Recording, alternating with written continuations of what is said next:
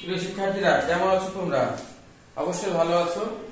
আমি দেব স্যার তোমাদের সামনে আজকে আবারও হাজির হয়েছি অষ্টম শ্রেণীর গণিত নিয়ে। আজকে আমরা একাদশ অধ্যায়ের তথ্য উপাত্ত নিয়ে আলোচনা করব এবং আজকে আমাদের আলোচনার বিষয়বস্তু হচ্ছে একাদশ অধ্যায়ের 9 নং প্রশ্নের সমাধান এবং আজকে আমরা 2 নং ক্লাস করব। প্রিয় শিক্ষার্থীরা, তাহলে এসো আমরা শুরু করি। 25 জন শিক্ষার্থীর বার্ষিক পরীক্ষায় প্রাপ্ত নম্বর নিচে দেওয়া হলো। কত বলছে? প্রাপ্ত নম্বরের সরাসরি গড় নির্ণয় করো। প্রিয় শিক্ষার্থীরা, আমরা এখানে ক নং প্রশ্নের উত্তর আমরা এখানে করব। প্রিয় শিক্ষার্থীরা, তোমরা এই ছোট ক্লাসে কিন্তু পড়েছো সরাসরি গড় নির্ণয় করতে হলে উপাত্ত সমূহের সমষ্টি ভাগ উপাত্তের মোট সংখ্যা।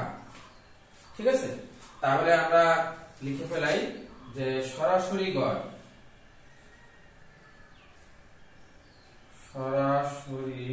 সরাসরি গড় সমান উপাত্ত সমূহের সমষ্টি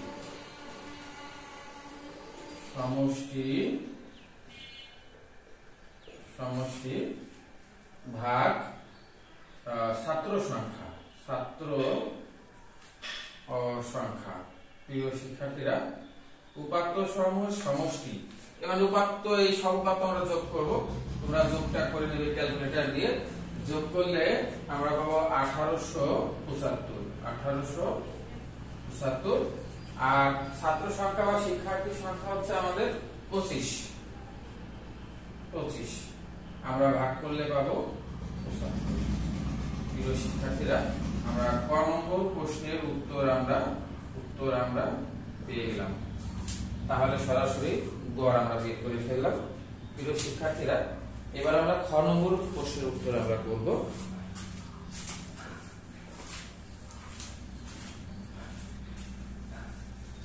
প্রিয় শিক্ষার্থীরা, খ নম্বর প্রশ্নের শুরুতেই আমাদের সারণী নির্ণয়ের আগে এখানে বলছে শ্রেণীব্যাপ্তি 5টি গণসংখ্যা নিবেশন সারণী তৈরি করো এবং সারণী থেকে গড় নির্ণয় করো। আমাদের সারণী তৈরি করার আগে আমাদের আগের কাজটুকু আমরা এখানে করব। তাহলে খ নম্বর প্রশ্নের উত্তর আমরা লিখলাম। আমরা শুরু করি। এখানে উপাত্তের সর্বনিম্ন মান, অর্থাৎ সর্বনিম্ন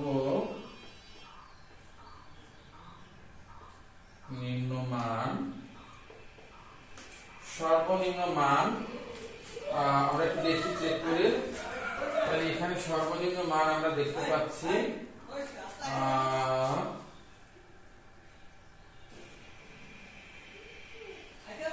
63। সর্বোচ্চ মান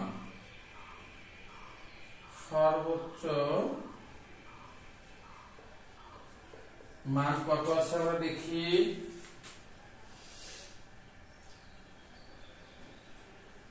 সর্বোচ্চ মান আছে 88। অতএব পরিসর সমান শিক্ষার্থীরা, তোমরা সূত্রটা অবশ্যই লিখে নেবে। সেটা কি? সর্বোচ্চ মান বিয়োগ সর্বনিম্ন মান যোগ 1। তাহলে আমরা মানটা বসিয়ে দিই। 88 বিয়োগ 63 যোগ 1। তাহলে আমরা বিয়োগ করলে পাবো 88 থেকে 63 বিয়োগ করলে পাবো 25। 25 যোগ 1 মানে 26। প্রিয় শিক্ষার্থীরা, এবার আমরা শ্রেণীর সংখ্যা নির্ণয় করব। শ্রেণীর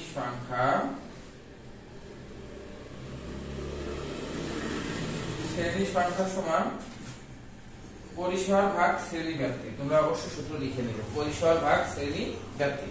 তাহলে পরিসর হলো 26 আর শ্রেণী ব্যাপ্তি আমাদের প্রশ্নে দিয়ে দিয়েছে 5। এই দুটো আমরা ভাগ করব। 26 কে 5 দিয়ে ভাগ করলে হবে 5.2। 5.2 এটা আমাদের ভগ্নাংশ সংখ্যা নেওয়া যাবে না, কারণ শ্রেণী কখনো ভগ্নাংশ হয় না। তাহলে 5.2 এর পরবর্তী পূর্ণ সংখ্যা হচ্ছে 6। অতএব শ্রেণী সংখ্যা হবে, শ্রেণী সংখ্যা হবে 6টি।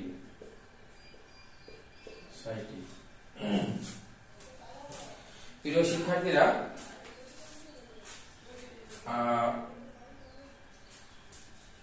এবার আমরা সারণী তৈরি করব এবং সারণী থেকে গড় নির্ণয় করব। প্রিয় শিক্ষার্থীরা, আমরা চারটা করে ফেলেছি। আমাদের শ্রেণী ব্যাপ্তি হলো 5। আমরা শ্রেণী ব্যাপ্তি নেওয়ার সময় সর্বনিম্ন মান থেকে নিলে সবচেয়ে ভালো হয়। এখানে আমাদের সর্বনিম্ন মান 63, আমরা যদি 60 থেকে নিই তাও হবে। প্রিয় শিক্ষার্থীরা, তাহলে 63 থেকে 5 গুণি 63, 64, 65, 66, 67। এবার আমরা 68 থেকে আরো 5 গুণি 68, 69, 70, 71, 72। তাই পরবর্তীগুলো আমি বসিয়ে দিই। 73 থেকে আরো 5 77। এবার 78 থেকে আরো 5 82। এবার 83 থেকে আরো 5 87। এবার 88 থেকে আরো 5 92। ঠিক আছে প্রিয় শিক্ষার্থীরা, আমরা শ্রেণী ব্যাপ্তি লিখে ফেললাম। এবার শ্রেণী মধ্যমান। প্রিয় শিক্ষার্থীরা, শ্রেণী মধ্যমান নির্ণয় সূত্র কিন্তু আমরা জানি, নিম্ন সীমা যোগ উচ্চ সীমা ভাগ 2, অর্থাৎ 63 যোগ 67 ভাগ 2। 63 আর 67 যোগ করলে 130, 130 কে 2 দিয়ে ভাগ করলে হবে 65। প্রিয় শিক্ষার্থীরা, পরেরটা আমরা যাই। 68 আর 72 যোগ করলে হবে 140, একে 2 দিয়ে ভাগ করলে হবে 70। প্রিয় শিক্ষার্থীরা, 65 সাথে 5 যোগ করলে 70 হয়, তাই 5 করে যোগ করতে হবে। তাহলে এরপরে 75, এরপরে 80, এরপর 85, এরপরে 90।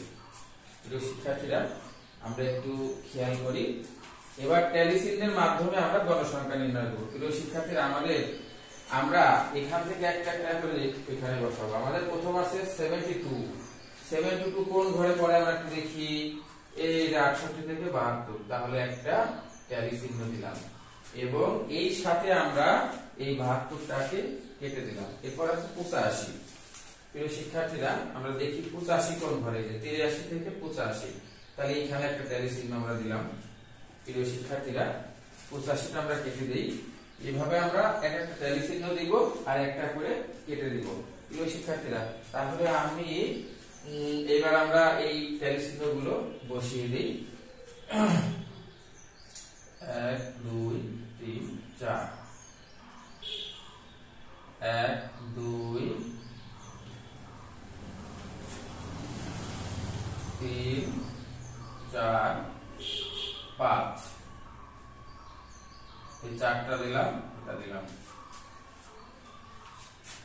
1 2 3 4 5 1 2।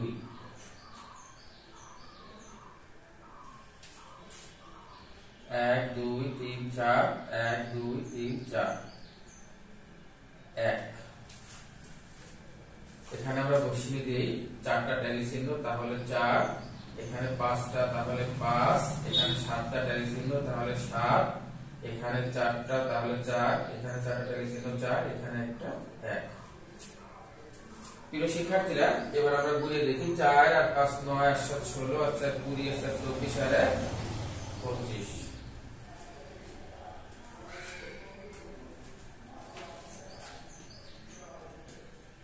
প্রিয় শিক্ষার্থীরা, আমরা এখানে মধ্যমানকে xi দিয়ে প্রকাশ করছি আর গণসংখ্যাকে fi দিয়ে প্রকাশ করছি। এখানে আমরা লিখছি fi xi, অর্থাৎ fi আর xi গুণ করে যা হবে আমরা বসাবো। প্রিয় শিক্ষার্থীরা, আমরা এবার গুণগুলো ক্যালকুলেটরের সাহায্যে আমরা করে ফেলি। 65 গুণ 4, তাহলে আমরা ক্যালকুলেটরের সাহায্যে করি যে 65 গুণ 4, 65 গুণ 4, তাহলে পাবো 260। এরপর আছে 70 গুণ 5, 5 7 35, 350। এরপর আছে 75 75 গুণ 7, 75 গুণ 7 525, 525। 80 গুণ 4, 4 8 32 আর পাশে 0 মানে 320। 85 গুণ 4, 85 গুণ 4 340, 340। আর 90 গুণ 1 মানে 90। প্রিয় শিক্ষার্থীরা, আমরা এবার শতকরা যোগ করব। এখানে সামেশন অফ fi xi মানে এই সমস্ত fi xi যোগ করে যা হবে সেটা এখানে আমরা বসাবো। তাহলে এই সব আমরা যোগ করি।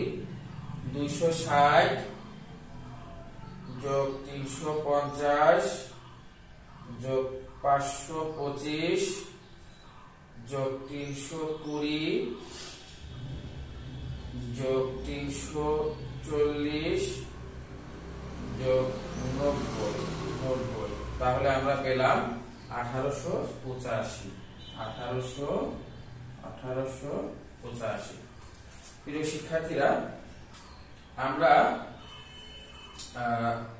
এবার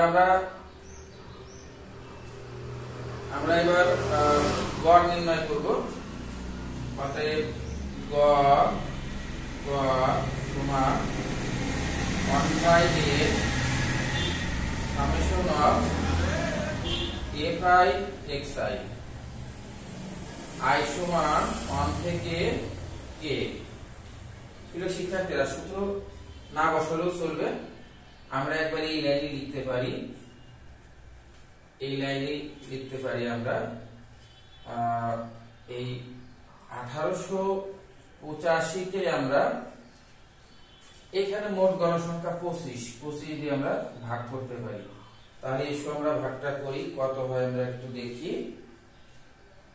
1885 ভাগ 25, তাহলে 75.4। 75.4 আমরা উত্তর পেয়ে গেলাম। প্রিয় শিক্ষার্থীরা, আমরা এবার গ নম্বর প্রশ্নের উত্তর করব। গ নম্বরে বলছে সরাসরি প্রাপ্ত গড়ের সাথে খ থেকে প্রাপ্ত গড়ের পার্থক্য দেখাও। প্রিয় শিক্ষার্থীরা, এটা আমরা ডান দিকে করি, এখানে আমরা করি, এই যে এই জায়গাটা করলেই হবে। তাহলে আমরা লিখি গ নম্বর। তাহলে আমরা একবারে তোমরা ভালো করে লিখে দিও যে সরাসরি প্রাপ্ত গড় এবং খ নম্বর থেকে প্রাপ্ত গড়ের পার্থক্য। আমি একটু সংক্ষেপে লিখি এখানে। পার্থক্য সমান এই 75.4 বিয়োগ 75, তাহলে হবে 0.4। আমরা গ নম্বর প্রশ্নের উত্তর পেয়ে গেলাম। প্রিয় শিক্ষার্থীরা, আজ আর নয়, ভালো থেকো, সুস্থ থেকো। আগামী ক্লাসে তোমাদের সাথে আবারও দেখা হবে।